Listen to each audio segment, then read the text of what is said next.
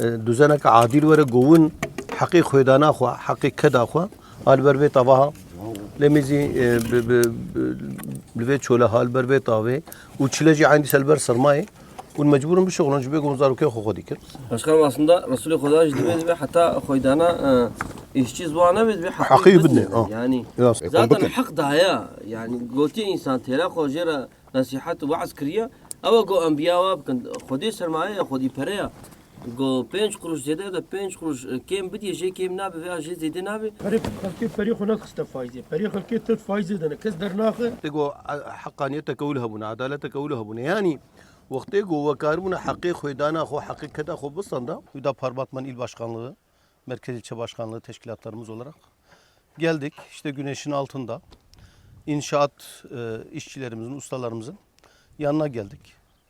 Bunların şartlarını, çalışma durumlarını yerinde görmeye çalıştık.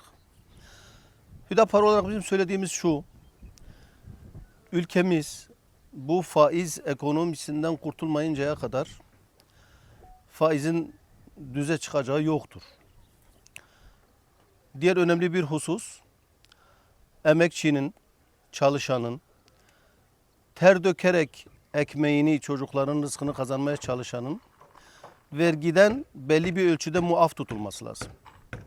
Yani adil bir vergi dağılımının olması lazım. Zenginden çok kazanandan çok, az kazanandan az verginin alınması lazım. Yani 6 çocuğu olan, 10 çocuğu olan Vesi Usta'nın, Ali Usta'nın, Mehmet Usta'nın, işte kerbeteniyle rızkını kazananın, işte keseriyle rızkını kazanan bu vergi yükünün altından kurtulması lazım. Yoksa ekonomik anlamda biz muvaffak olamayız. Geldik, ustalarımızla oturduk, bir hasbihal ettik, kendi şartlarını tekrar gördük. Zaten çok yabancı olduğumuz bir kesim değil. Çünkü biz de bu halkın çocuğuyuz. Bu yörenin insanıyız. Bu şartları biliyoruz. Bu şartlardan yetiştik, geldik.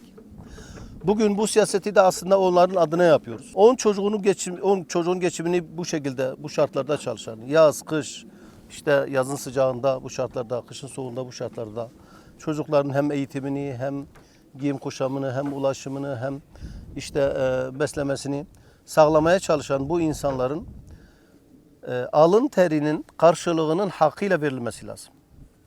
İşverenin buna dikkat etmesi lazım. Ekonomik politikalarımızın, ülke anlamında söylüyorum, buna göre şekillenmesi lazım.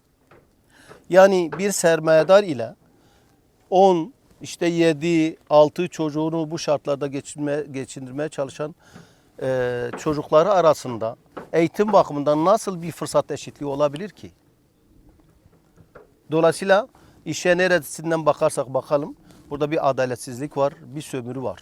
Bu kardeşlerimizin döktüğü terin karşılığını adil bir şekilde alabilecekleri, vergiden kurtulabilecekleri günlere vesile olmasını diliyorum.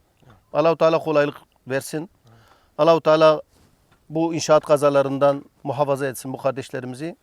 Hüdapar olarak biz bu emekçi kardeşlerimizin yanındayız ve adil bir hakka kavuşana kadar bu işin takipçisi olacağız inşallah.